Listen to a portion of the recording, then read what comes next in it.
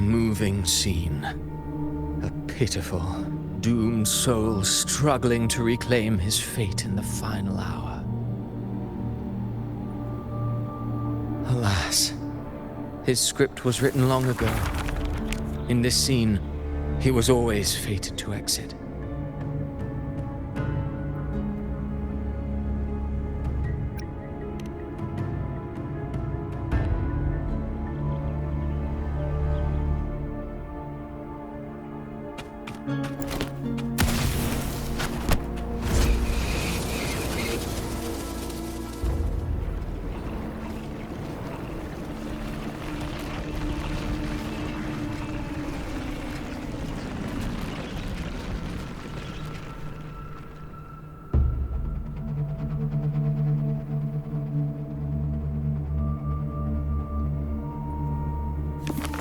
A lie told often enough becomes the truth. Weave memory, history, experience, and you can craft a man who exists in the minds of others. But to become truly real, that path was still far off. I merely gave him form, a mask of flesh and blood, fit to walk the world. In the end, the breath that could give him life was his alone. Oh, a being born of lies, grasping for meaning in a world that offers none. Such a pursuit demands the courage to question the meaning of one's existence, yes. It demands pain.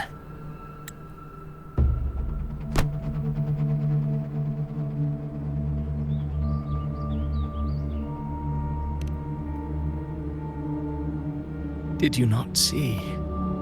I did. His intentions, his ambitions, his darkness, his weakness.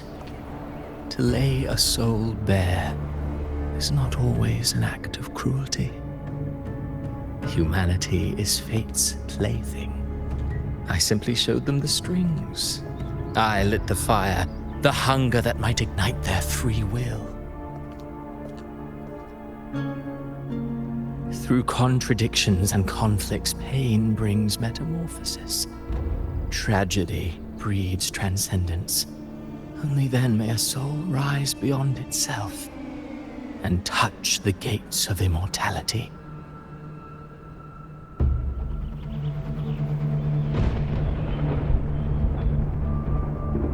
Should you still insist on my cruelty? Well, high praise indeed. At the very least, it proves this story has stirred your pity and fervor. That alone earns you the right to read through to the final act. Go then, to Septimont. The curtain is drawing. There I shall rewrite Renacita's fate, with the dark tide as my ink.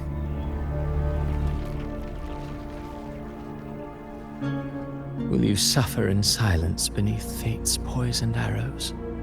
Or rise to defy this world's endless trials? I, too, await your final answer.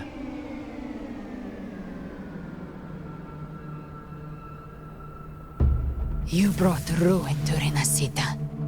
You think you're just walking away?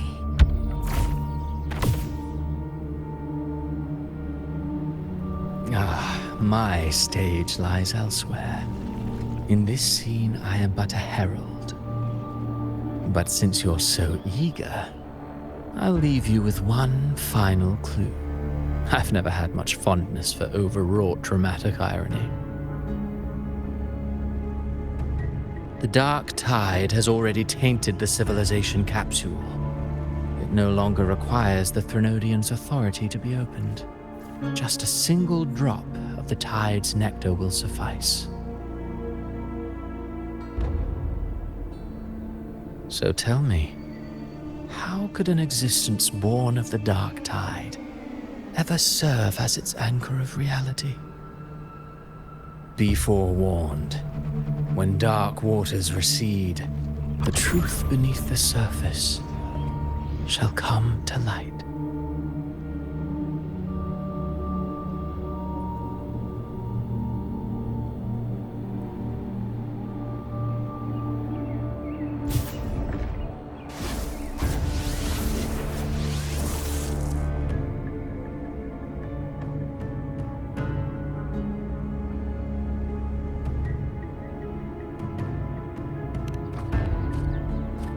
Harbinger of the Dark Tide is the anchor of reality of all Tidespawn.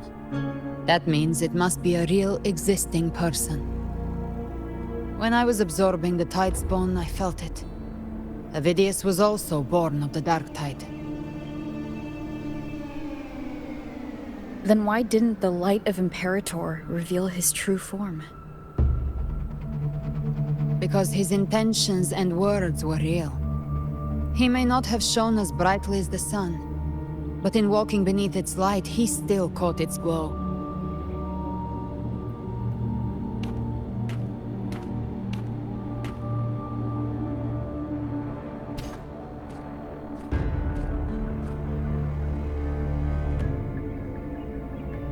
And that unshakable resolve not to become a pawn of the darkness, even unto death, that created his own truth.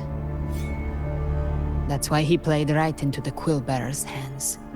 A scapegoat, the perfect sacrifice to bury the truth. All his noble wishes were twisted. Such cruel irony can rot for all I care.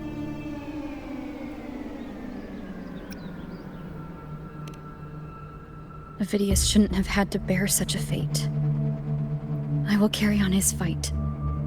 I'll keep writing the story he believed in. The story that gives people hope.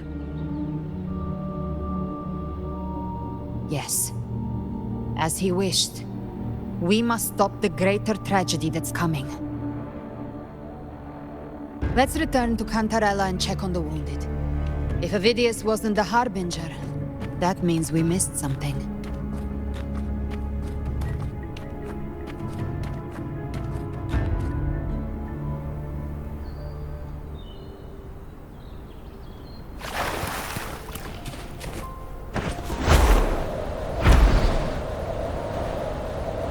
The Tidespawn have fully retreated. The situation around Thessalio Fells is improving. Seems like the Order has already transported most of the wounded to Averado Vault.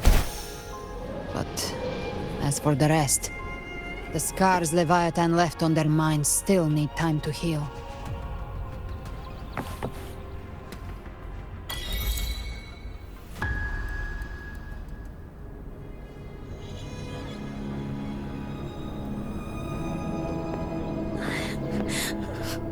I'm so scared.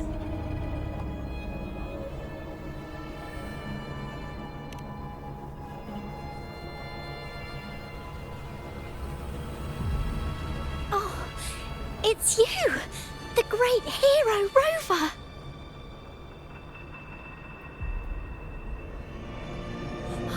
Cantarella told me stories about you. She said you're just like the heroes in the adventure tales. Brave and determined.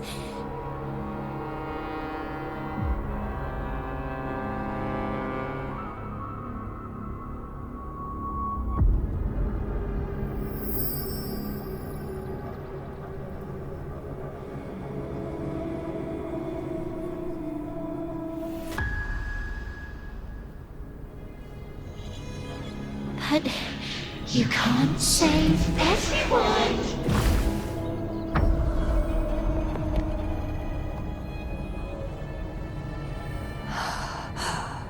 Don't go. Don't leave. Don't abandon us. Carthia?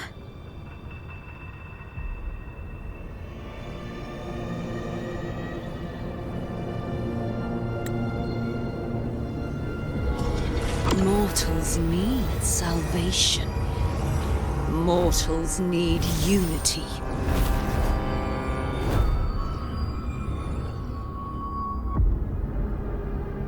Righteous One, open the Ascendant gates for me.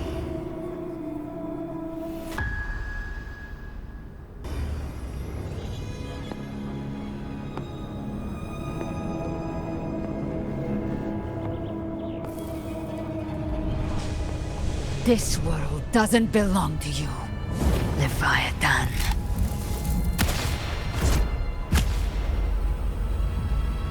Chimera!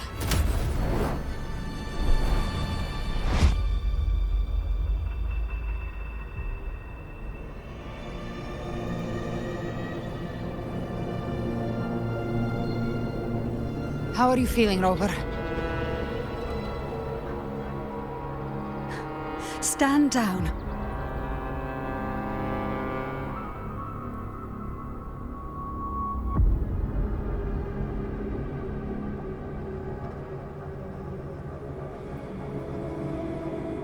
I said, stand down. Fall back. But, Lady Cantarella, we all saw it! Just now! Enough. I told you to stand down. You've withstood the whispers before. Will you forget your loyalty to your comrades in the face of fear? I'm sorry, Lady Cantarella, and Rover, we lost our composure. Leviathan is a master at finding the cracks in one's spirit to tear it asunder. Go do what you must. I'll handle this.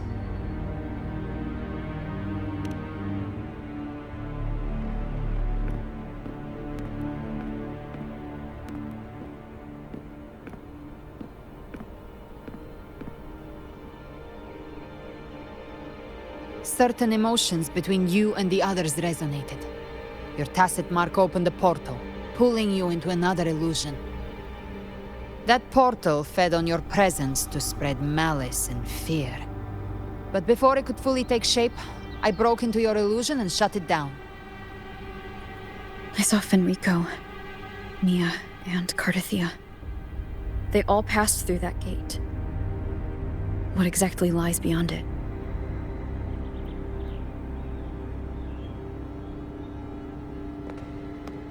That's the realm Leviathan created. The journeying paradise.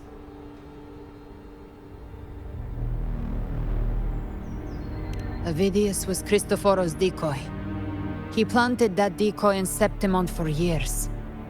When the waters recede, the truth shall come to light.